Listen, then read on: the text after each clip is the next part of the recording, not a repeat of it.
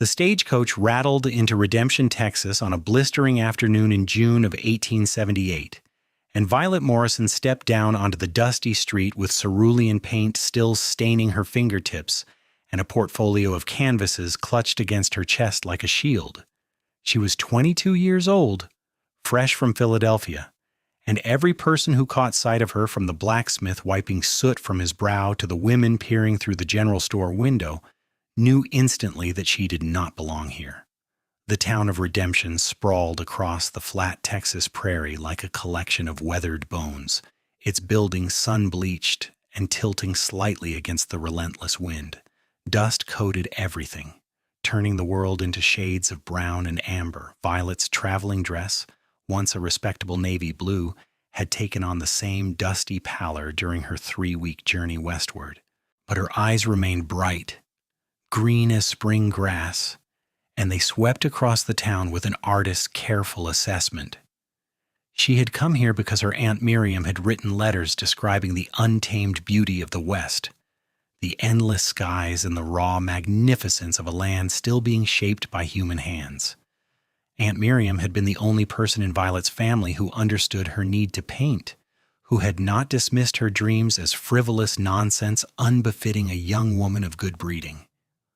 When Aunt Miriam had died suddenly 3 months ago, she had left Violet a small house on the edge of Redemption, and enough money to survive for perhaps 6 months if she was careful.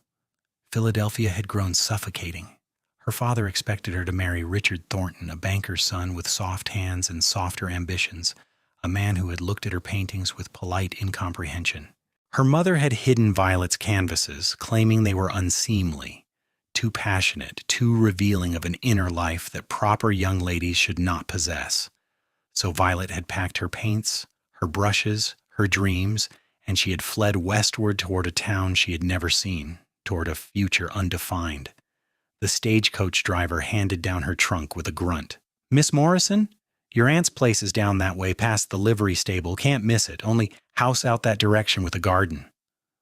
Violet thanked him and attempted to lift her trunk. It barely budged. She had packed too many canvases, too many tubes of paint, too many books about technique and color theory. A shadow fell across her, and she looked up to find a man standing beside her, his hat pulled low against the sun.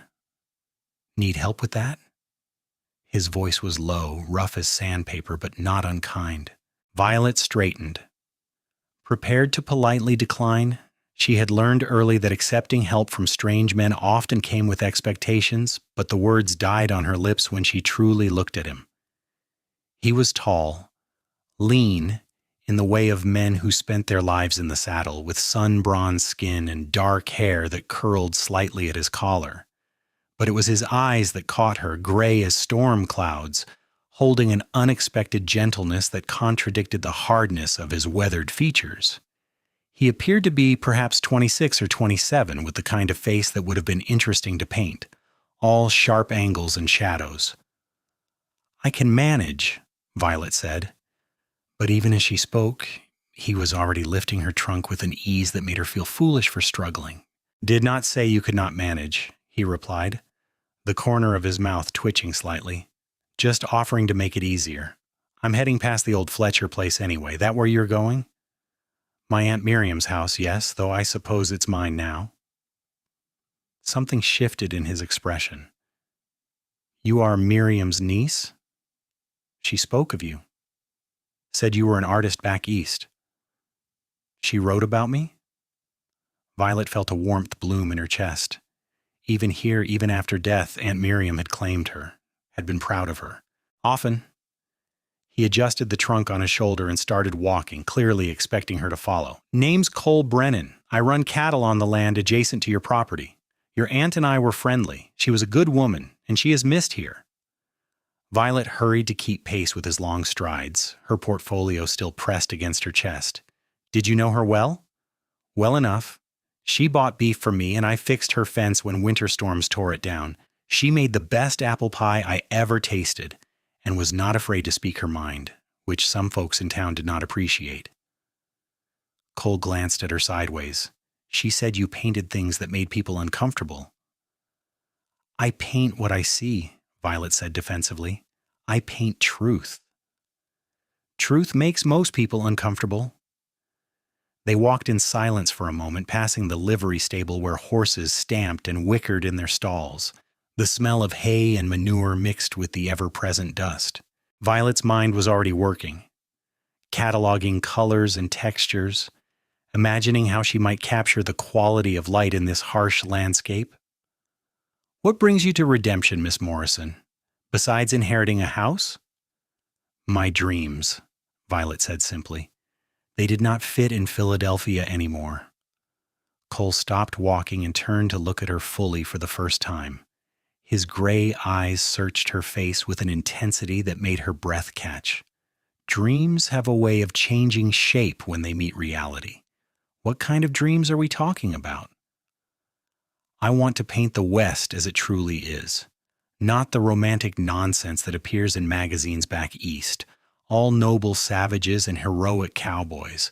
I want to paint the real people, the real struggles, the beauty and the brutality both. I want to open a studio, teach others, maybe even have my work displayed in galleries." She lifted her chin, expecting him to laugh or dismiss her ambitions as so many others had. Instead, Cole resumed walking, his expression thoughtful. "That's a tall order for a town like Redemption. Most folks here are just trying to survive. They do not have time or money for art." "Then I will make time for them," Violet said stubbornly. "Art is not a luxury. It is how we understand ourselves, how we record our existence. Everyone deserves to see themselves reflected in something beautiful." Cole made a sound that might have been a chuckle. "You really believe that?" "With everything in me." They reached the house, and Violet's breath caught. It was small, just 3 rooms from what she could see, but it had a wide porch and windows that would let in good northern light. The garden her aunt had planted still struggled against the harsh climate, tough prairie flowers and herbs that could withstand the heat. Behind the house, the land stretched endlessly toward the horizon, and Violet could already imagine setting up her easel out there, trying to capture the way the light turned golden in the evenings. Cole set her trunk on the porch and pulled a key from his pocket. "Your aunt gave me this for safekeeping. Said if anything happened to her before you arrived, I should make sure the house was ready." He unlocked the door and pushed it open, revealing a simple interior with worn furniture and faded curtains. Violet stepped inside and felt tears prick her eyes. This was hers, this space, this possibility, this chance to build something new. She turned to thank Cole and found him watching her with that same searching expression. "Thank you, Mr. Brennan, for your kindness to my aunt and for helping me today." "Cole," he corrected. "We do not stand much on formality out here, and you are welcome." He hesitated, his hand on the doorframe. "Miss Morrison, I should tell you, Redemption is not an easy town for outsiders. Folks here are set in their ways, and they do not take kindly to change or to people who are different. Your aunt managed because she was useful and kept mostly to herself. But if you are planning to open a studio, to teach, to make people look at themselves differently, that is going to ruffle feathers." "Let them be ruffled," Violet said, though her stomach tightened with apprehension. "I did not come all this way to hide." Cole's expression softened into something that might have been respect. "No, I suppose you did not." He tipped his hat. "If you need anything, my ranch is a mile north. Follow the fence line. Welcome to Redemption. Miss Morrison, I hope it treats you better than it has most dreamers." He left before she could ask what he meant by that, his boots thudding across the porch and down into the yard. Violet watched him go. This unexpected cowboy with his careful courtesy and his warning words. Then she turned to survey her new home, already planning where she would set up her studio, where the light would be best for painting. The first week passed in a blur of unpacking and settling in. Violet scrubbed floors and beat dust from curtains and arranged her painting supplies with the reverence others might reserve for religious artifacts. She converted the smallest room into her studio, pushing the single bed against one wall to make space for her easel and her canvases. The northern window provided exactly the light she needed, and she spent hours just standing there, watching how the quality changed throughout the day. She made her first trip into town on her fourth day, needing supplies and wanting to introduce herself properly to the community. The general store was run by a stern-faced woman named Mrs. Abigail Crawford, who looked at Violet's paint-stained hands with obvious disapproval. "You are Miriam's niece," Mrs. Crawford said. Not a question, but a statement weighted with judgment. "Heard you came from back east. What brings you to Redemption?" "I am an artist," Violet said, keeping her voice pleasant. "I plan to paint and perhaps open a small studio for anyone interested in learning." "Mrs.?" Crawford sniffed. "We have a school teacher for education. Do not need fancy art nonsense distracting our young people from honest work." A man browsing the shelves nearby chuckled. "Now, Abigail, no call to be unwelcoming. Town could use some culture." He turned to Violet with a smile that did not reach his eyes. "Samuel Pritchard, at your service. I own the saloon and the hotel.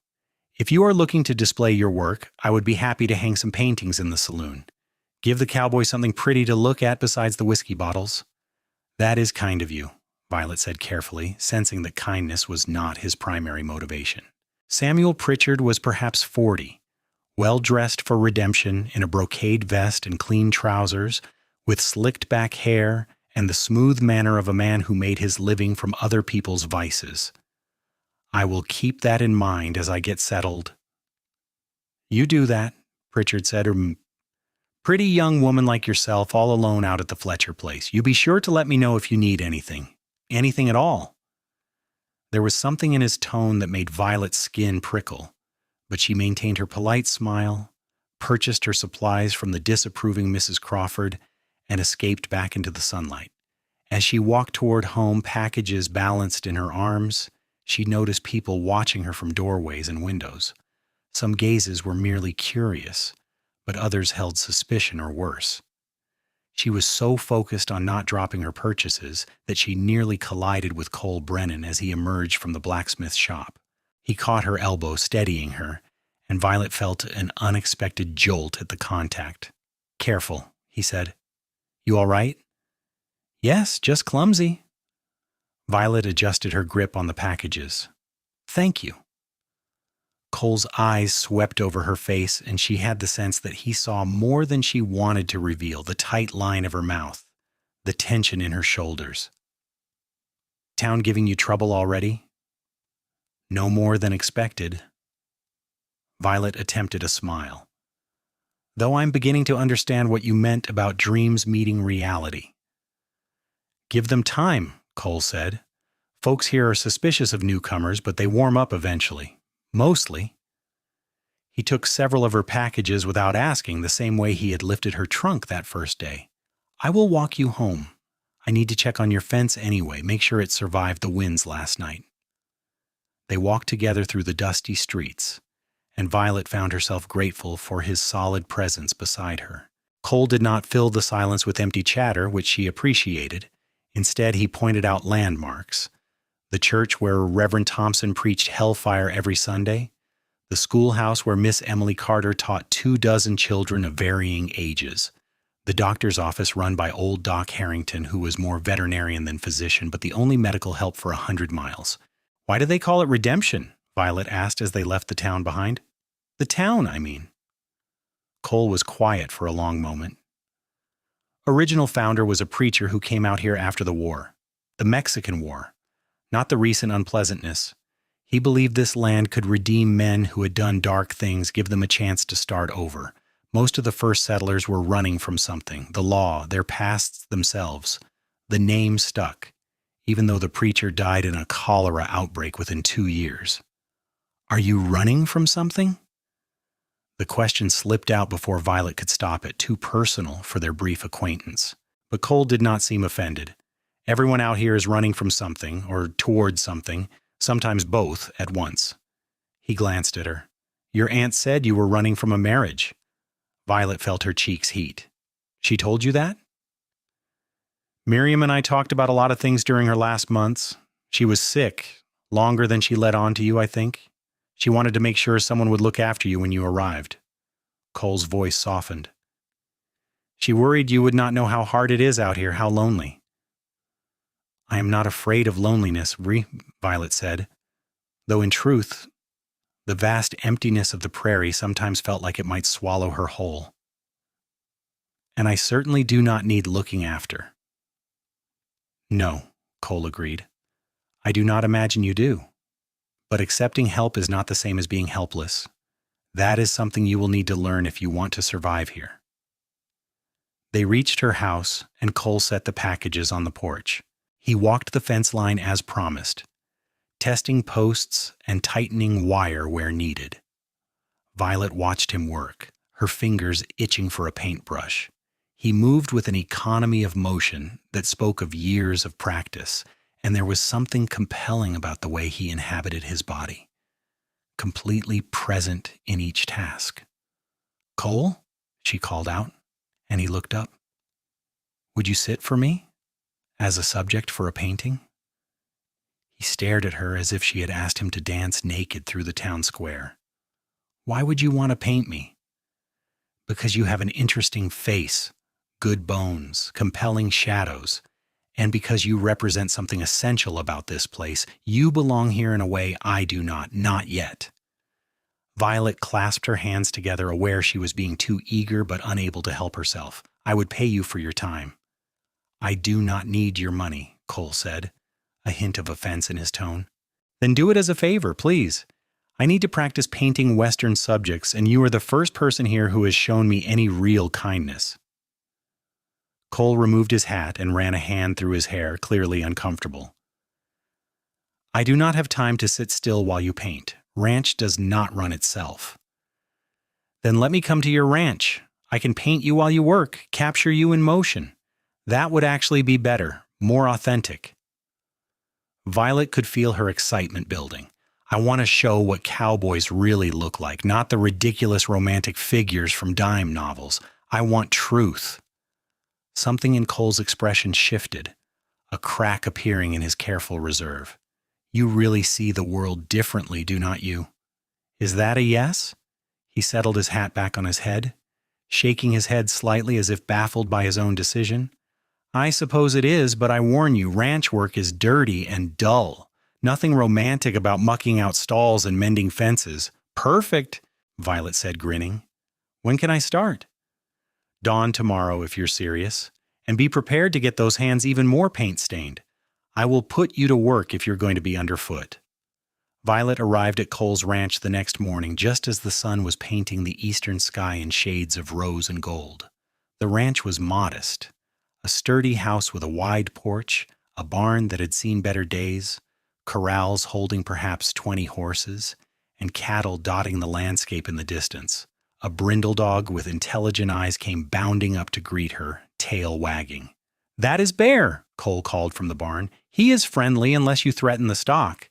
Then he is something else entirely." Violet scratched Bear behind the ears and made her way to the barn, her painting supplies in a canvas bag slung over her shoulder. She had dressed practically in her oldest skirt and a simple shirtwaist, with her hair braided and pinned up off her neck. Cole looked her over and nodded approval. "Good. The work dress you wore when you arrived would be ruined within an hour out here." He handed her a pitchfork. "You said you wanted to paint me working. Well, I need to move hay from the loft down to the stalls. You can help. And I will hold still every so often for you to sketch." It was a compromise, and Violet recognized it as such. She took the pitchfork and followed Cole's instructions, discovering quickly that ranch work required muscles she did not possess. Within an hour, her arms ached and sweat dampened her collar. But Cole kept his word, pausing periodically to let her sketch quick studies. The angle of his shoulders as he lifted hay bales, the play of light across his face as he stood in the barn doorway, the sure grip of his hands on the tools. "Why ranching?" Violet asked during one of these pauses, her charcoal flying across the page. "You seem like you might have done anything, gone anywhere." Cole leaned against a support beam, his gray eyes distant. "Ranching is honest. The land does not lie. The animals do not pretend to be something they are not. You work hard, you might succeed. You get lazy or unlucky, you fail. It is simple." "Nothing about life is simple." "No," he agreed. But ranching is simpler than most things. I came here after the war." He stopped abruptly, his jaw tightening. "The war between the states?" Violet asked softly. She had been a child during that conflict, but she remembered the newspapers, the casualty lists, the men who returned hollow-eyed and changed. "Yes, I rode with the Texas cavalry, saw things I would prefer to forget, did things I am not proud of." Cole's voice was flat, emotionless, in a way that suggested great emotion tightly controlled. "When it ended, I could not go back to my family's plantation in Louisiana. Everything I knew was gone. The land burned, my parents dead, my brother killed at Gettysburg. So I came west, found this land, started over. Redemption, right? That is what we all want." Violet's hand had stilled on the page.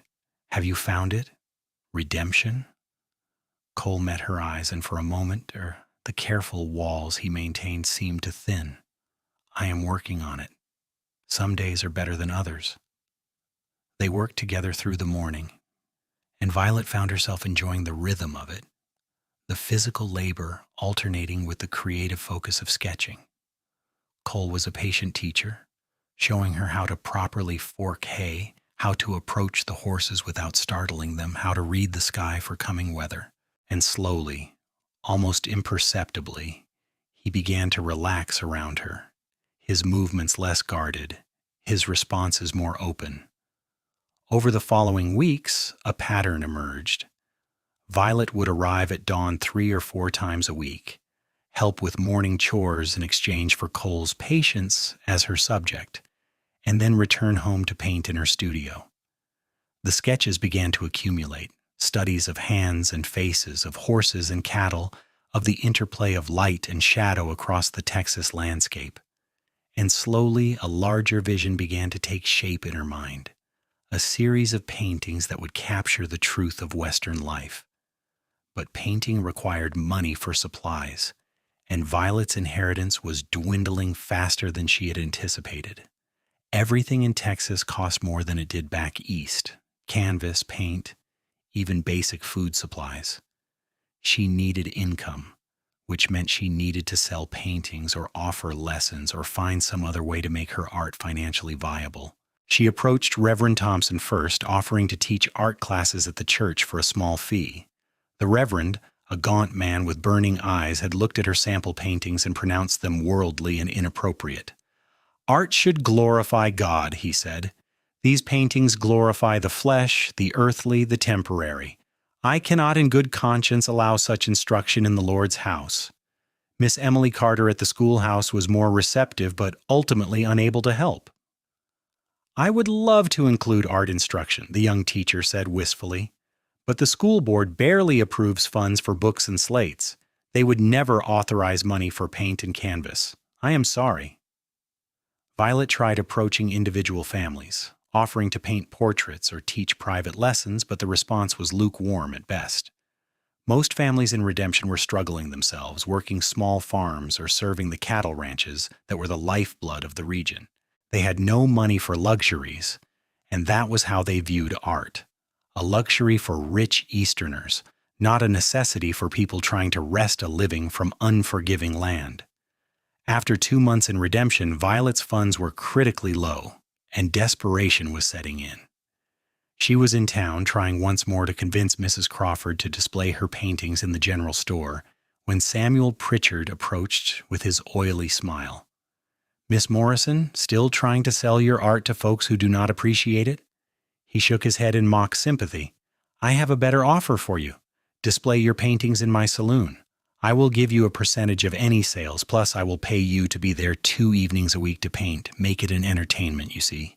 People will come to watch the lady artist at work, and while they are there, they will drink. We both benefit." Every instinct told Violet to refuse.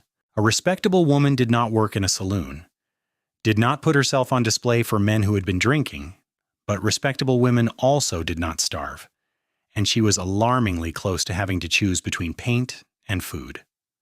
"Let me think about it," she said, and Pritchard's smile widened. "You do that? But do not think too long. Winter is coming, and that little house of yours is going to be expensive to heat." Violet walked home in turmoil, her mind churning with unpalatable options. She could write to her family, beg them to send money, but that would mean admitting failure. She could give up painting and find other work, sewing, washing laundry, cooking, but the thought made her physically ill. Art was not what she did. It was who she was. Without it, she would wither into nothing. She found Cole working in her garden, which he had taken to maintaining without being asked. He looked up as she approached, and his expression immediately darkened. "What happened?" "Nothing happened. Why do you assume something happened?" "Because you look like you're about to cry or scream, and I have learned you only look like that when the town has been particularly difficult." Cole set down the hoe and gave her his full attention. "Talk to me." Violet sank down on the porch steps, all her fight draining away. "I am running out of money. No one will buy my paintings. No one will pay for lessons. Samuel Pritchard offered to let me display my work in his saloon and paint there 2 evenings a week for entertainment. It is the only offer I have had, but if I accept it, I will be finished in this town. No respectable family will associate with a woman who works in a saloon." Cole's jaw tightened. "You will not work for Pritchard." "I may not have a choice." "There is always a choice." Cole was quiet for a long moment, staring out at the prairie. Then he said, "Marry me." Violet's head snapped up. "What?" "Marry me," Cole repeated, his voice steady despite the wildness of what he was proposing. "You need security and a way to stay here without compromising yourself. I need—" He paused, and something vulnerable flashed across his face. "I need someone who sees the world the way you do. Someone who makes me remember there is more to life than work and survival. We get along well. We respect each other. That is more than most marriages start with." "That is insane," Violet whispered, but her heart was pounding. "Maybe. But it would solve both our problems. As my wife, you would have financial security. You could paint whatever you wanted, teach if you found students, build your studio, and I would have—" He stopped again, and this time did not finish the thought. "What would you have?" Violet asked. Cole looked at her directly, and the intensity in his gray eyes made her breath catch. "I would have you. Your conversation, your perspective, your presence in my life.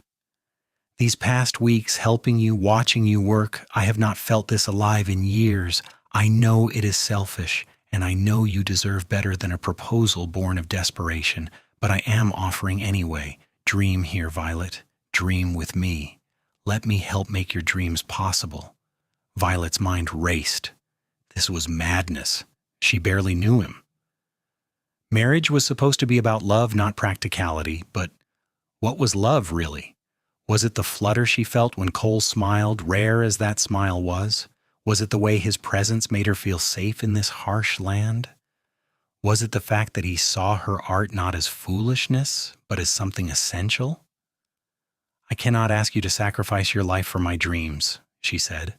"You're not asking. I am offering. There is a difference." Cole moved to sit beside her on the steps, close enough that she could feel the warmth radiating from his body. "I am not a romantic man, Violet. I do not have pretty words or grand gestures, but I can offer you honesty. The truth is, I care about you. Maybe more than I should after such a short acquaintance, and I think you care about me too, at least a little.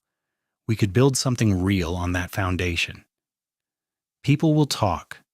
They will say I trapped you, that you married me out of pity. People will talk regardless. Let them." Cole's calloused hand covered hers, rough and warm. "What do you say? Will you marry me and let me help you dream?" Violet looked down at their joined hands, at the contrast between his sun-browned skin and her paint-stained fingers. This was not how she had imagined her life would unfold. But then nothing about the past months had matched her imagination, and somehow that had led her here to this moment, to this unexpected man offering her an unexpected future. "Yes," she whispered.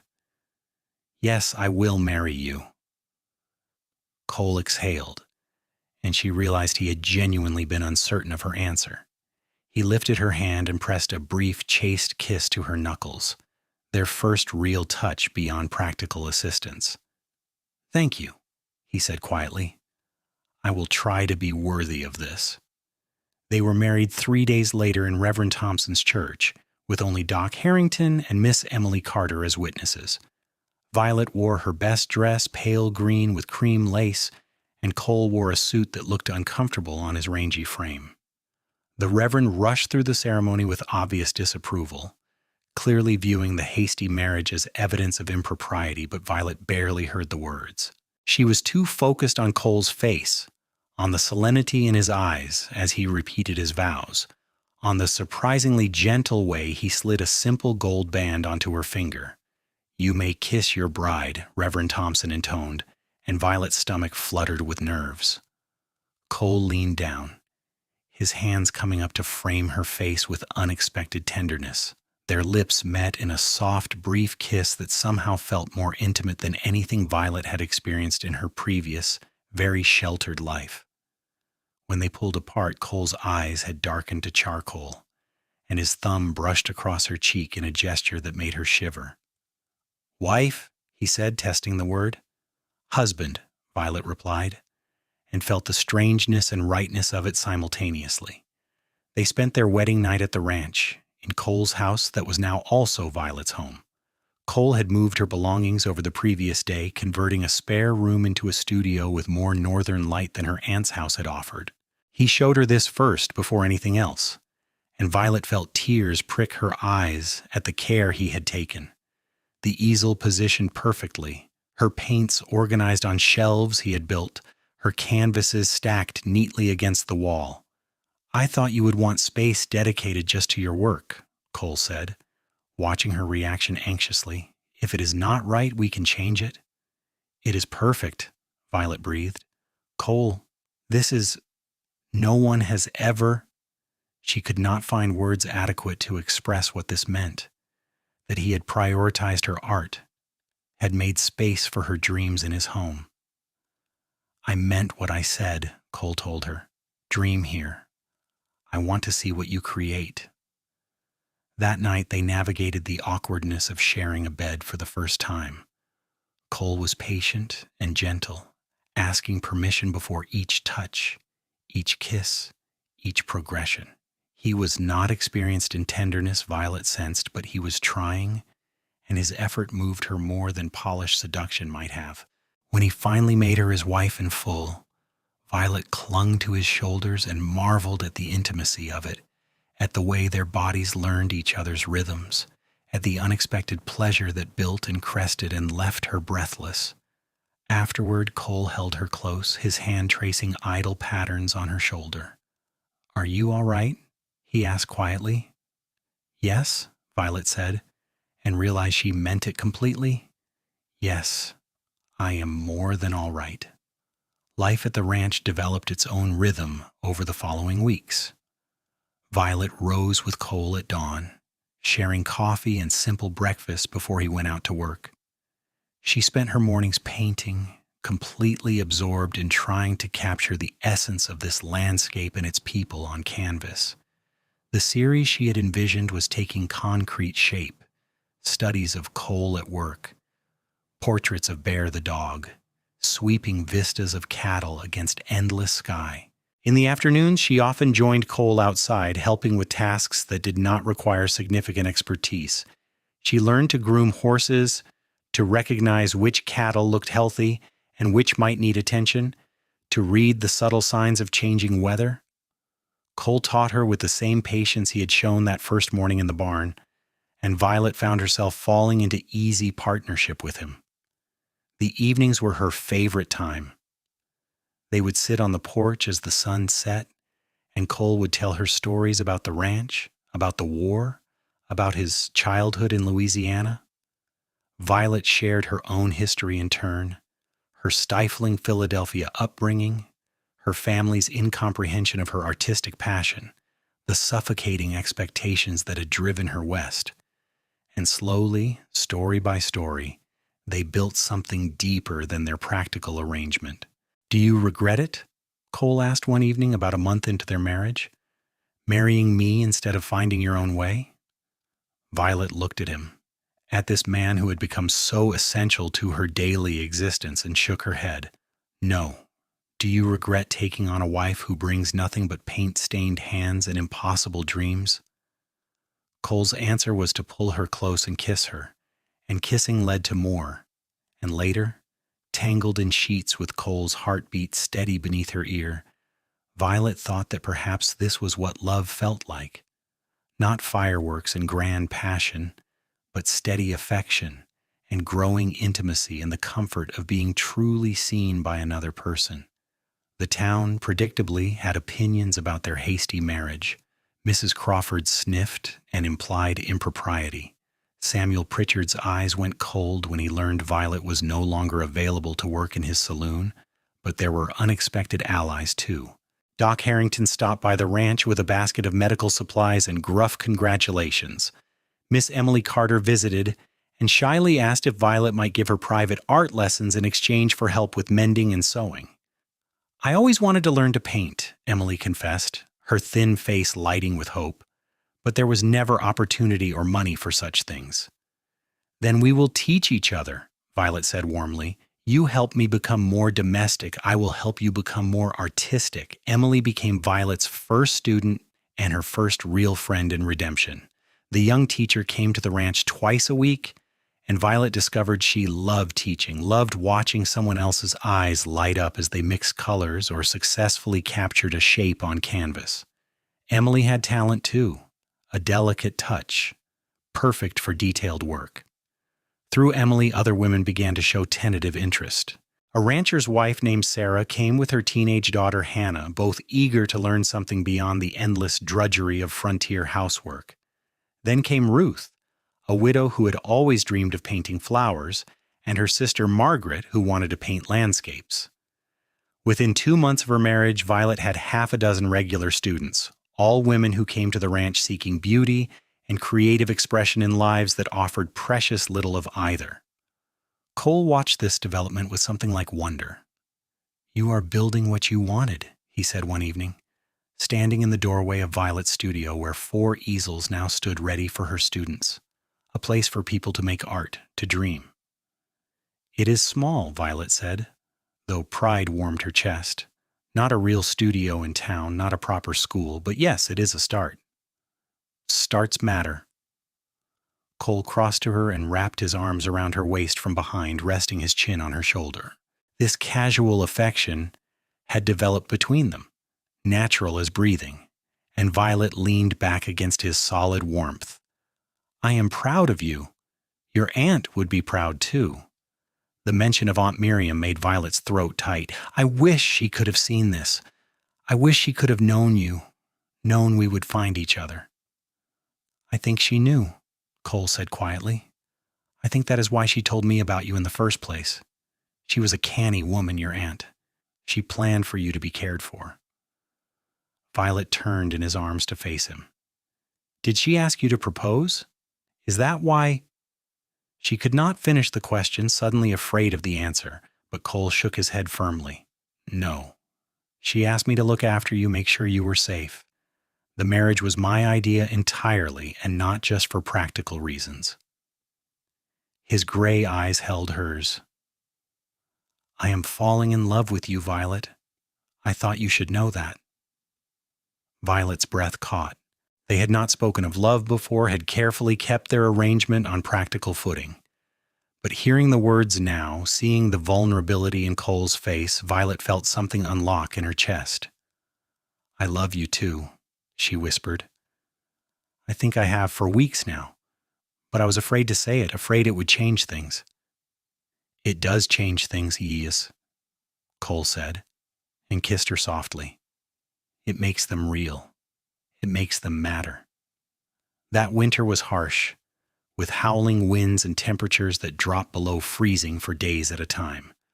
But inside the ranch house, Violet felt warm and safe. She painted while Cole worked on indoor projects, mending tack, fixing tools, planning for spring. Her students still came when weather permitted, trudging through snow to crowd into the studio where a cast-iron stove kept them warm while they painted. Violet's work was evolving too. The paintings she produced that winter were different from anything she had created before, more mature, more confident. She painted Cole sleeping, his face peaceful in a way it never was while waking. She painted Sarah's work-roughened hands cradling a delicate paintbrush. She painted the view from her studio window. The prairie transformed into a white expanse of snow and ice that glittered under weak winter sun. "You should show these in a real gallery," Emily said one afternoon, studying a portrait Violet had done of Bear. "These are good, Violet. Better than good. They deserve to be seen." "Galleries are in places like San Antonio or New Orleans or back east," Violet said. "I cannot simply walk in and demand they display my work." "No, but you could send photographs. Ask them to consider you." "Miss Carter is right," Sarah added. "These paintings show truth. They show us. That matters." Encouraged by her students, Violet began writing letters to galleries, describing her work and offering to send examples. She expected nothing, but the act of reaching out felt important, felt like claiming space for herself in the larger world of art. Spring arrived in a rush of green growth and newborn calves. Cole worked from before dawn until after dark, and Violet helped where she could, learning the rhythm of calving season. There was something profound about witnessing birth, about helping guide slippery new life into the world, and she filled sketchbooks with studies of cows and calves, trying to capture the raw reality of it. In April, a letter arrived from a gallery in San Antonio. The owner, a man named Bernard Castillo, had heard about Violet's work from a cattle buyer who had passed through Redemption and seen her paintings in the homes of ranching families. He wanted to see more, wanted to possibly include her in an exhibition of Western artists that summer.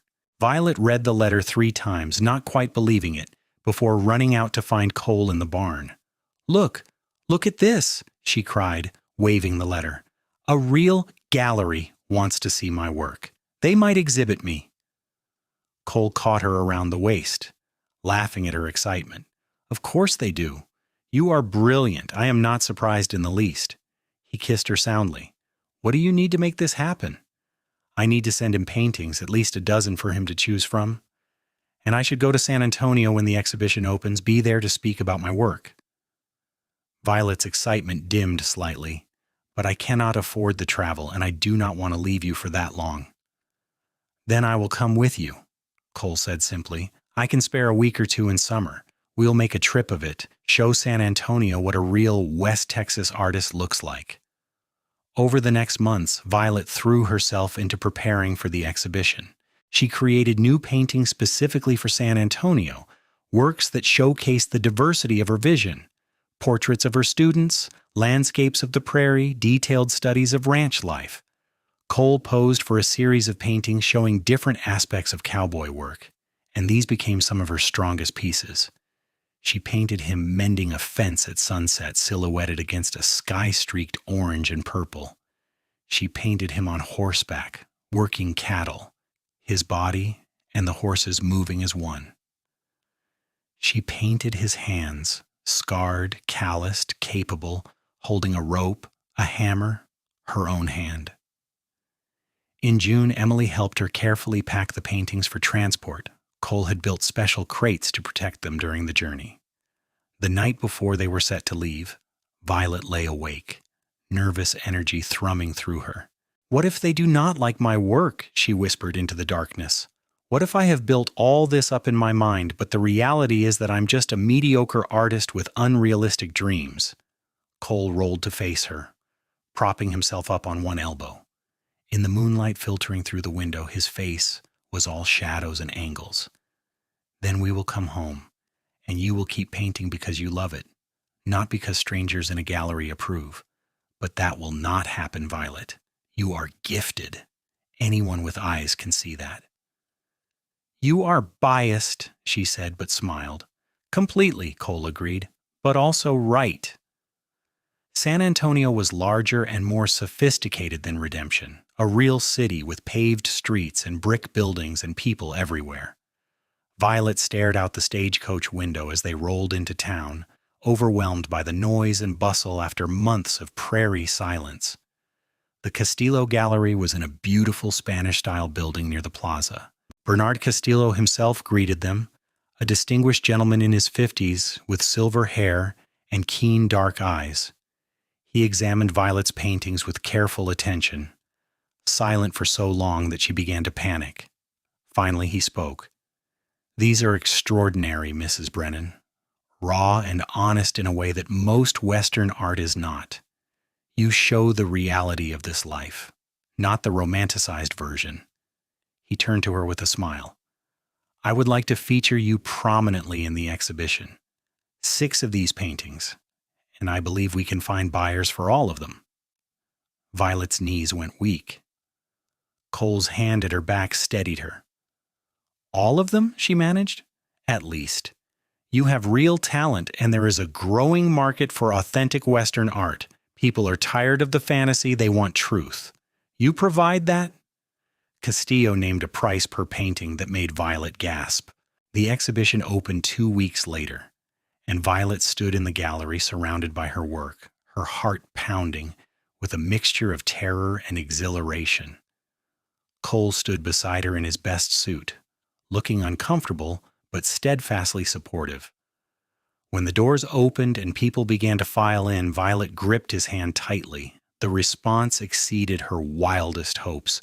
People crowded around her paintings, studying them intently.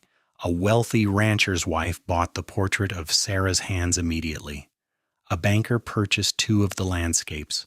An art professor from the university requested permission to bring his students to study her technique. And then a woman in an elegant dress stopped before the painting of Cole at sunset, the one Violet considered her finest work.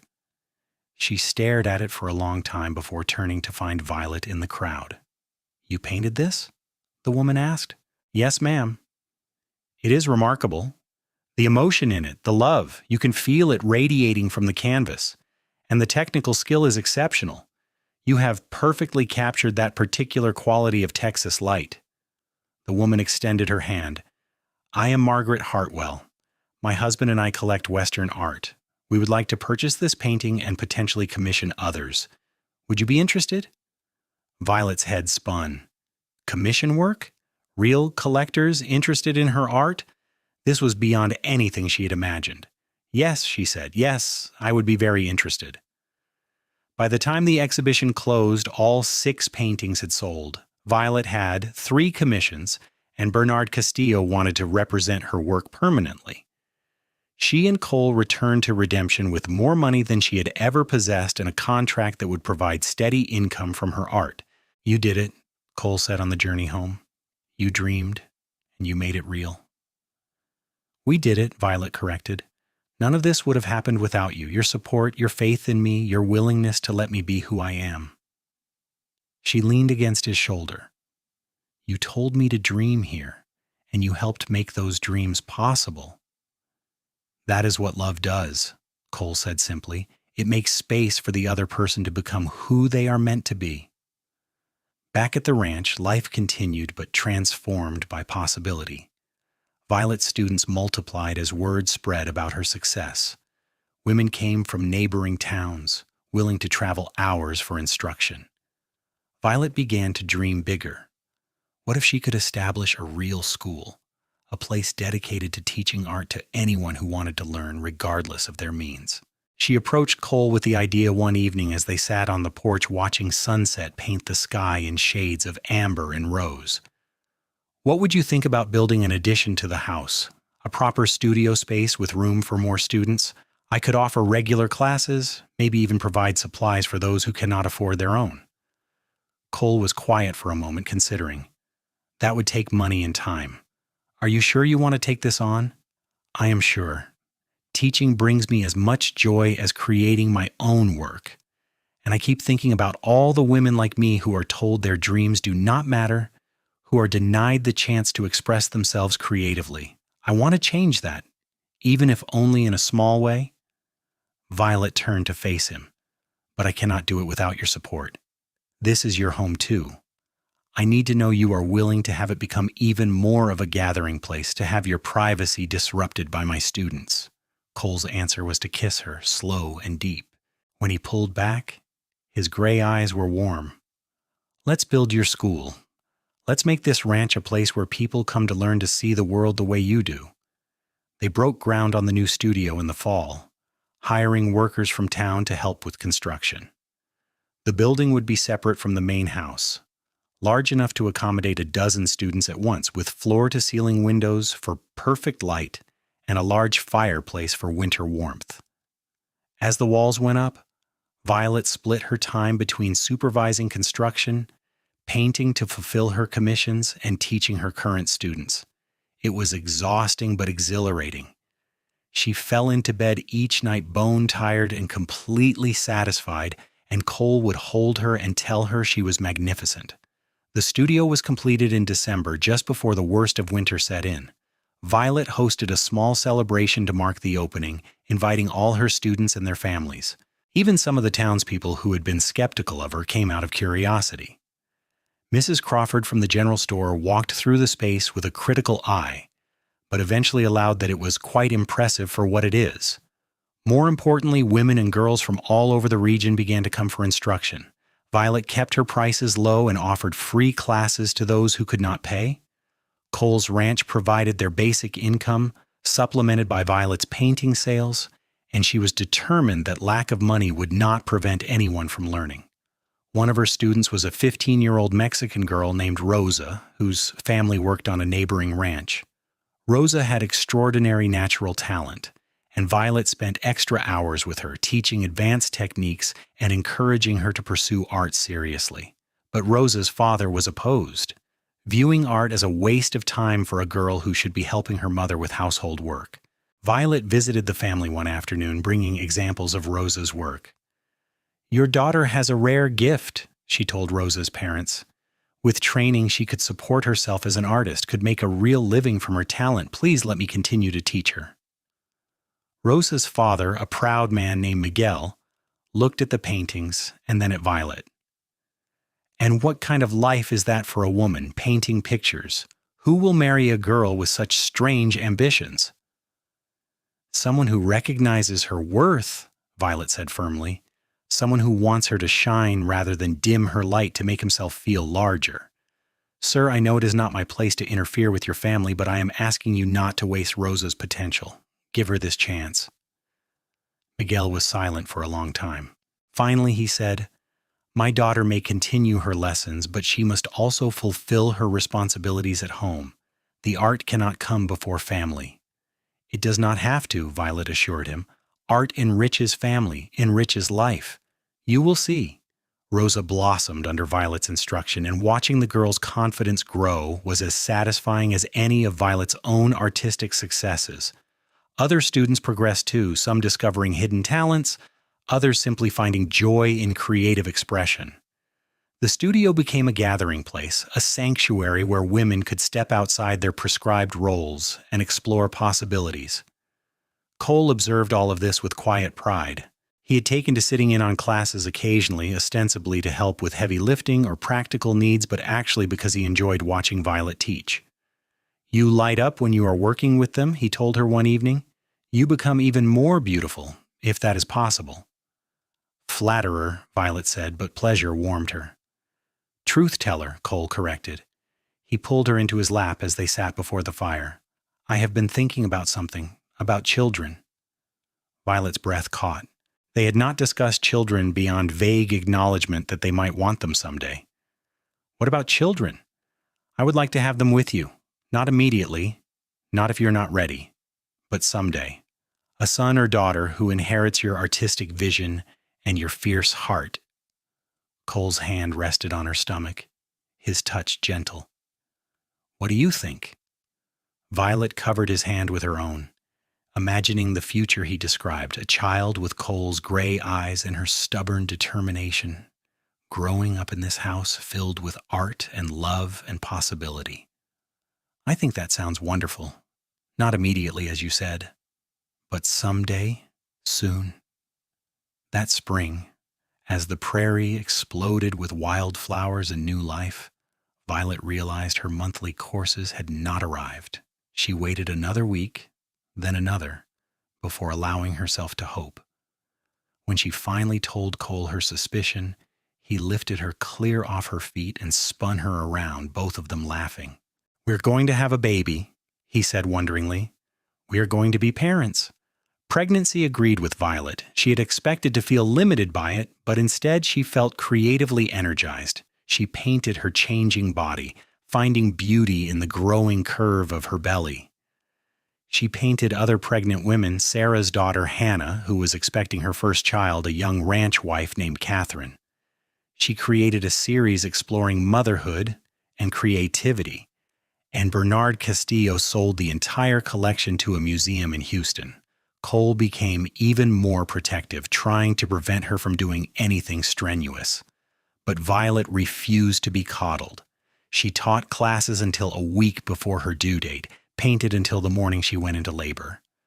When the contractions started in earnest, Cole rode for Doc Harrington and paced the house like a caged animal, while Violet labored with the help of Emily and Sarah and the other women who had become her friends.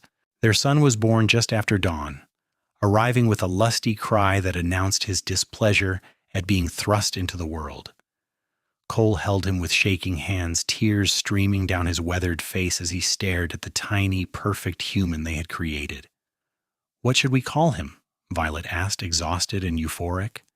Cole looked up at her with so much love it made her chest ache. "William, after my brother who died in the war, but we will call him Will, and he will have a better life than any of us did. He will grow up knowing he can dream, that his dreams matter." Will proved to be an easy baby, content to sleep in a basket in Violet's studio while she taught or painted. As he grew, he showed early signs of inheriting both his mother's artistic inclination and his father's steady temperament. At 2 years old, he was making marks on paper with fierce concentration. At 3, he was following Cole around the ranch, mimicking his father's work with determined incompetence that made them both laugh. Violet's school continued to flourish. She published a small book on painting techniques that sold steadily, providing another income stream. She exhibited regularly in San Antonio and occasionally in Houston and New Orleans. Critics began to recognize her as a significant voice in Western art, and younger artists sought her out for mentorship. But her greatest joy remained the ranch, the life she had built with Cole, the family they were raising, the community of women who gathered in her studio to create beauty in the midst of hard lives. This was what she had dreamed of during those suffocating years in Philadelphia, a place where she could be fully herself, where her art mattered, where love and work and creativity intertwined seamlessly. When Will was 4, Violet found herself pregnant again. This pregnancy was harder, complicated by illness that left her bedridden for weeks. Cole hired help to manage the ranch so he could stay close, and her students rotated shifts to care for Will and keep Violet company. Through it all, Cole remained steadfast, his love a constant anchor. Their daughter arrived in the middle of a thunderstorm, small and fierce like her mother. They named her Miriam, after Violet's aunt who had made all of this possible. Little Miriam had her father's gray eyes and her mother's stubborn chin, and from the beginning she was a force to be reckoned with. The years passed in a blur of children and paintings, of teaching and ranching, of building a life that mattered. Will grew tall and serious, showing more interest in ranching than art, but possessing his mother's eye for beauty. He could evaluate cattle with an artist's attention to form and line, and Cole declared he was a natural rancher.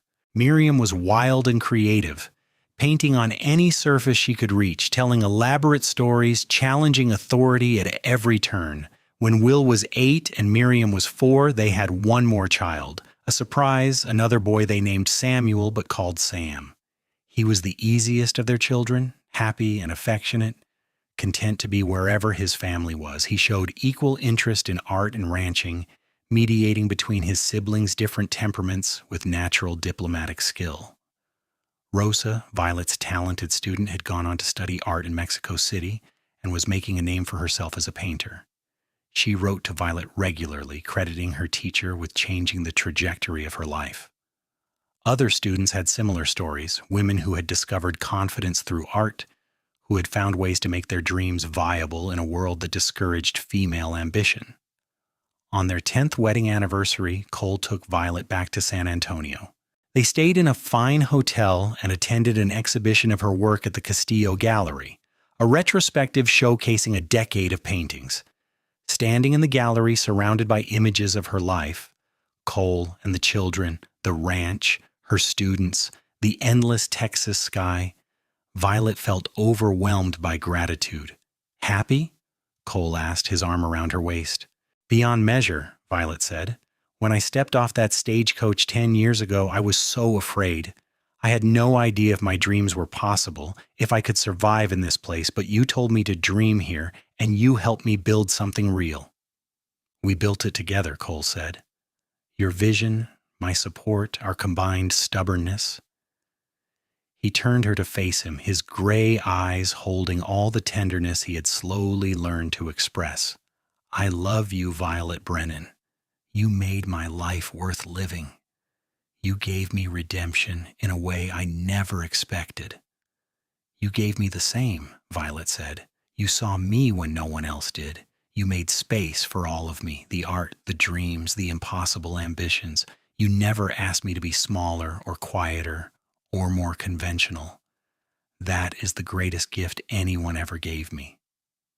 They kissed there in the gallery, surrounded by a decade of their life captured on canvas, and Violet thought about how unpredictable life was, how the best things often came from unexpected places.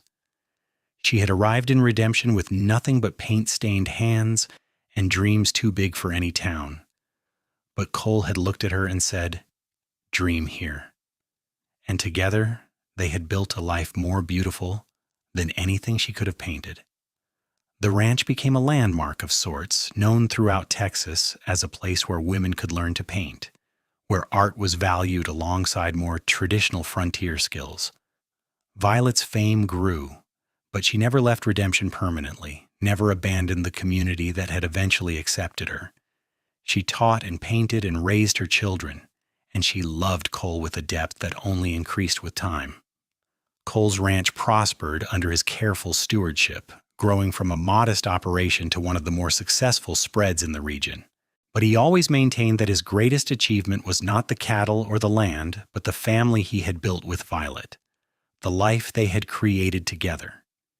He had been a man hollowed out by war and loss when they met, going through motions of living without truly being alive. Violet had changed that, had filled the empty spaces with color and light and love. As Will grew into a young man, he proved to have his father's gift for ranching and his mother's eye for beauty. He fell in love with Emily's daughter, Grace, and they married in a ceremony at the ranch with half of Redemption in attendance. Violet painted their wedding portrait, capturing the joy and hope in their young faces, remembering how she and Cole had looked at each other with that same tentative wonder. Miriam went to study art in San Antonio at 16. Already showing signs of surpassing her mother's technical skill. She was fierce and independent, determined to push boundaries even further than Violet had. She wrote home regularly, her letters full of descriptions of paintings and ideas and the artists she was meeting. Violet read these letters with pride and a touch of wistfulness, remembering her own youthful certainty. Sam, their youngest, was content to divide his time between ranching and painting, never feeling the need to choose between the two paths his parents represented. He was the peacemaker, the easy child, and both Cole and Violet doted on him perhaps more than they should have.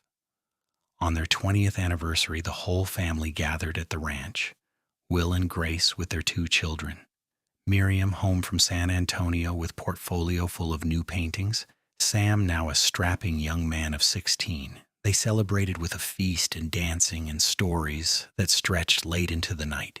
Violet stood on the porch at one point, watching her family through the window, Cole teaching his grandson to whittle, Will and Grace swaying to music someone was playing on a fiddle, Miriam and Sam arguing cheerfully about some point of artistic technique. This, she thought, was success. Not the paintings in galleries or the money from commissions, though those mattered, but this, family and community and love and creative fulfillment, all woven together into a life of meaning. Cole joined her outside, handing her a glass of wine. "What are you thinking about?" "How lucky I am, how grateful." Violet leaned against him, his solid presence as comforting now as it had been 20 years ago. "Do you remember when you first proposed? You said we got along well and respected each other, and that was more than most marriages start with." "I remember." Cole's arm tightened around her. "I did not know how to tell you then that I already loved you, that I had probably loved you from that first day when you stepped off the stage with paint on your hands and determination in your eyes." "You loved me then?" Violet pulled back to look at him. "Truly?" "Truly. But I thought you deserved poetry and romance, and I had none of that to offer. So I gave you what I could: security, support, space to become who you needed to be. And somehow, miraculously, you loved me back." "I loved you because you gave me those things," Violet said. "I loved you because you saw me as a whole person, not just a pretty face or a potential wife or a woman who needed to be managed and controlled. You saw my dreams and said, 'Dream here.' You have no idea what that meant to me, what it still means."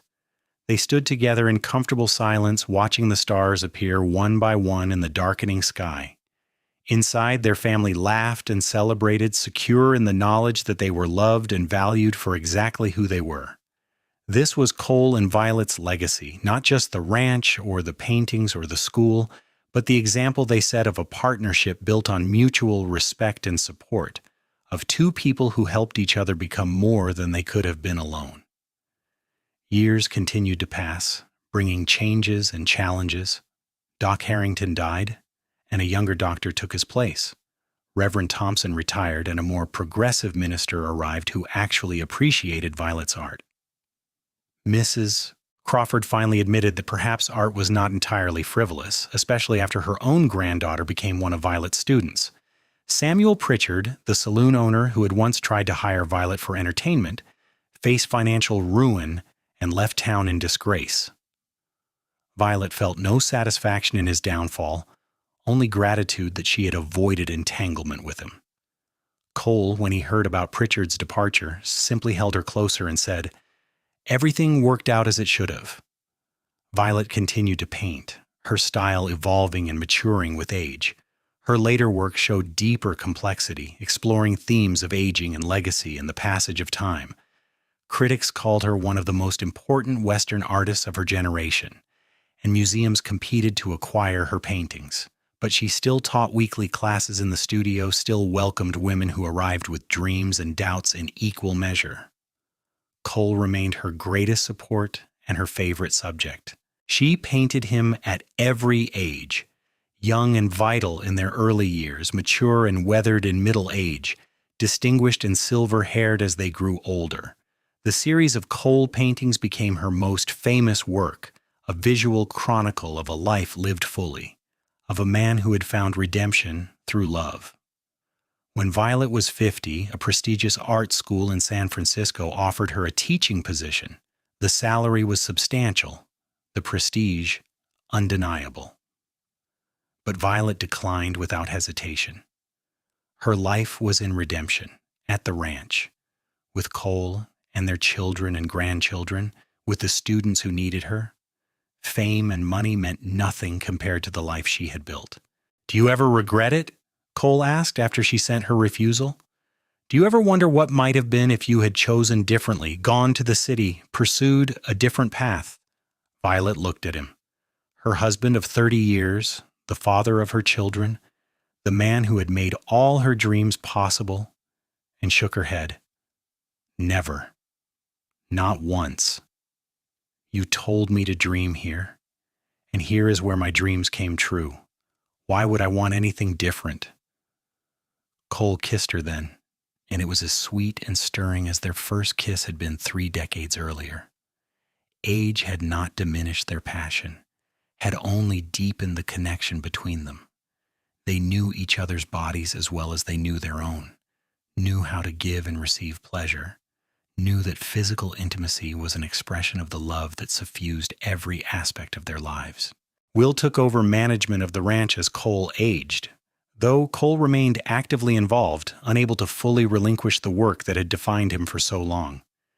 Miriam became a famous painter in her own right, though she always credited her mother as her primary influence. Sam married a school teacher from a neighboring town, a practical woman who loved him with steady devotion, and they settled on a piece of land adjacent to the ranch. Grandchildren multiplied, filling the ranch house with noise and energy. Violet painted them all, creating a visual record of her expanding family. She taught those who showed interest in art and encouraged other talents in those who did not. Cole built swings and taught them to ride and told them stories about their grandmother's arrival in Redemption, when she had stepped off that stagecoach with paint-stained hands and impossible dreams. On their 40th anniversary, the town of Redemption honored Violet with a celebration. The mayor, a different man than the one who had been skeptical of her arrival, gave a speech about how she had enriched their community, had put Redemption on the map as a center for Western art. They unveiled a plaque at the studio declaring it a historic landmark. Students from 4 decades of classes attended, sharing stories about how Violet had changed their lives. Violet stood with Cole, overwhelmed by the outpouring of affection. "I just painted," she said in her speech. "I just did what I loved and tried to help others do the same. If that enriched this community, then I am grateful. But Redemption gave me as much as I gave it. This town let me dream, and more importantly, it let me build those dreams into reality. For that, I will be forever thankful." After the ceremony, she and Cole escaped to their favorite spot, a rise on the ranch property where they could see for miles across the prairie. They sat together watching the sun set, as they had done countless times over 40 years. And Violet thought about the journey that had brought her here. "I was so afraid when I arrived," she said quietly. "Afraid I would fail, afraid I did not have the talent or the strength to succeed. Afraid I would always be an outsider, never truly belonging anywhere." "And now?" Cole asked. "Now I know that fear was wasted energy. I did not succeed because I was fearless. I succeeded because I was afraid but did it anyway. And I did not do it alone. I had you." She took his weathered hand in hers, their fingers interlacing with practiced ease. "You were my foundation, Cole. You gave me the security to take risks, the support to keep trying when things were hard. You believed in me when I did not believe in myself. You would have succeeded without me," Cole said. "Your talent, your drive, those would have carried you through regardless." "Maybe," Violet conceded, "but I would not have been happy. Success without love is hollow." "I learned that watching my parents' marriage, watching the society people back in Philadelphia. They had wealth and status, but no real connection, no partnership. We built something different, something true. That matters more than any painting I ever created." Cole pulled her closer, and they sat in comfortable silence as darkness fell and stars appeared.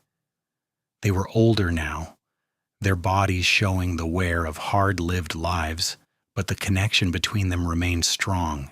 If anything, it had deepened with time, like a river cutting through stone, persistent, powerful, permanent. The years that followed were gentle ones. Violet continued to paint, though less frequently, focusing on subjects that moved her rather than accepting every commission. She spent more time with her grandchildren, teaching them to see the world with an artist's eye.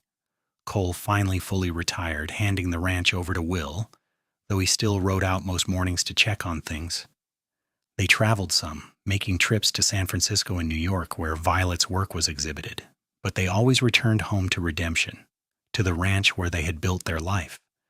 This land held their history, their memories, their deepest sense of belonging.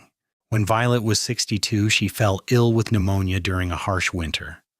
Doc Harrington's successor feared she might not survive, but Cole refused to accept that possibility. He sat by her bed day and night, talking to her even when she was too weak to respond, reminding her of all they still had to experience together. "You cannot leave me yet," he said, holding her hand. "We have more anniversaries to celebrate, more grandchildren to spoil, more sunsets to watch together. You promised me a lifetime, Violet, and I am holding you to that." Violet fought her way back from the edge of death, driven as much by Cole's stubborn love as by her own will to live. When she was finally well enough to sit up, to eat solid food, to paint again, Cole cried with relief. She had never seen him cry before except at their children's births, and the sight of his tears moved her profoundly. "I am not going anywhere," she promised. "Not yet. We still have too much living to do." And they did keep living, fully, joyfully, gratefully. They celebrated Will's children growing up and starting families of their own. They attended Miriam's gallery openings and exhibitions. They watched Sam build a successful ranch of his own. They were present for births and weddings and all the milestone moments that marked their expanding family. Violet's art remained relevant and valued. Her paintings sought after by collectors and museums. But her greatest legacy was the school, which continued to operate long after she could no longer teach regularly. Other instructors had joined over the years, artists who shared Violet's vision of making art accessible to everyone. The studio had expanded, adding additional buildings to accommodate growing demand. Young women still arrived with dreams and doubts, and they found in Redemption what Violet had found, a place to become who they were meant to be. The town that had once been suspicious of art had embraced it, recognizing how Violet's presence had enriched their community in ways that went beyond economics. Redemption was known throughout Texas as the town where a woman could dream, and those dreams would be taken seriously. On their 50th anniversary, the family gathered again for a massive celebration. Children and grandchildren and even great-grandchildren filled the ranch house to bursting. Will gave a toast, speaking about how his parents' marriage had shown him what love should look like. Miriam read a poem she had written about her mother's journey from Philadelphia to Redemption. Sam presented them with a painting he had done, a portrait of Cole and Violet on their wedding day, recreated from the few photographs that existed. But the most moving moment came when Rosa arrived, now a renowned artist herself, her hair streaked with gray, but her eyes still burning with creative fire. She embraced Violet with tears streaming down her face. "You saved my life," Rosa said. "You gave me permission to dream, and you gave me the tools to make those dreams real. Everything I have accomplished is because you believed in me when no one else did." "You did the work," Violet said. "I just opened a door. You walked through it." "Then thank you for opening the door," Rosa said. "Thank you for showing all of us that women can be artists, can be dreamers, can be more than what society tells us we should be." The celebration continued late into the night, but eventually people drifted away to sleep or to head home. Cole and Violet found themselves alone on the porch once more, in the spot where they had shared so many important moments. 50 years, Cole said wonderingly. "Half a century together. It feels like both forever and no time at all." "I know what you mean," Violet said. "Sometimes I still feel like that 22-year-old girl stepping off the stagecoach, terrified and hopeful in equal measure. Other times I feel every one of my 72 years. "You are still beautiful," Cole said. "More beautiful than that girl on the stagecoach, because now your beauty includes everything we have lived together, every joy and sorrow, every triumph and challenge. It's all written on your face, and I love every line and wrinkle." "Smooth talker," Violet teased, but her eyes were damp. "Truth teller," Cole corrected, as he always did. He stood slowly. Arthritis had made movement harder in recent years, and extended his hand. "Dance with me?" There was no music, but Violet took his hand and let him pull her into his arms. They swayed together under the stars, moving to a rhythm only they could hear. Two people who had built a life of meaning and beauty against all odds. "I love you," Violet whispered. I have loved you for 50 years, and I will love you for whatever time we have left. And I love you, Cole said. You made my life worth living. You gave me purpose and joy and a reason to keep going when I thought I had nothing left to give. You are my redemption, Violet. You always have been. They danced until the moon rose high overhead, until their tired bodies demanded rest. Then they went inside to the bed they had shared for 50 years, holding each other close as sleep claimed them both. The years that followed were quieter, slower, but no less filled with love. Cole's health began to decline, his body finally surrendering to decades of hard physical work. But he remained sharp and engaged, still offering advice on ranch management, still sitting with Violet while she painted, still holding her hand whenever they were together. Violet painted him constantly during those final years, trying to capture every expression, every moment, desperate to preserve him in oil and canvas.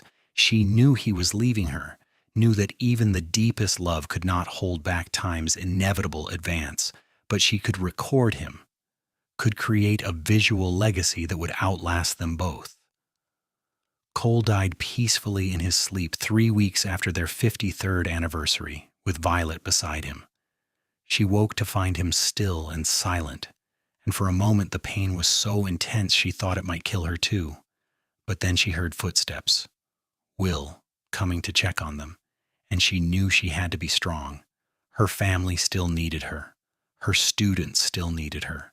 The life she and Cole had built together still needed tending. The funeral was enormous, attended by hundreds of people whose lives Cole had touched.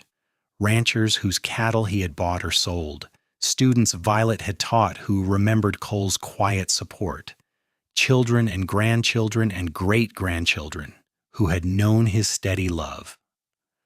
The town of Redemption turned out in full to honor a man who had been a pillar of their community for more than half a century.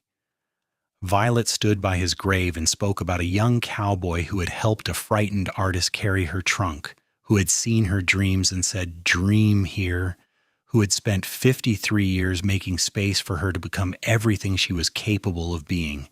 He gave me the world, Violet said, her voice breaking.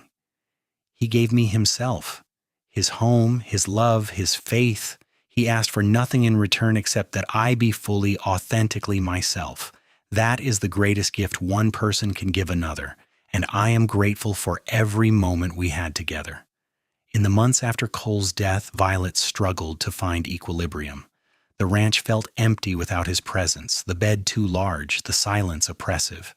She could not paint. Every time she tried, grief would overwhelm her. Her students worried, her children worried, but Violet could not seem to find her way back to the life she had lived before. It was her great-granddaughter, a 6-year-old named Lily, who finally broke through her grief.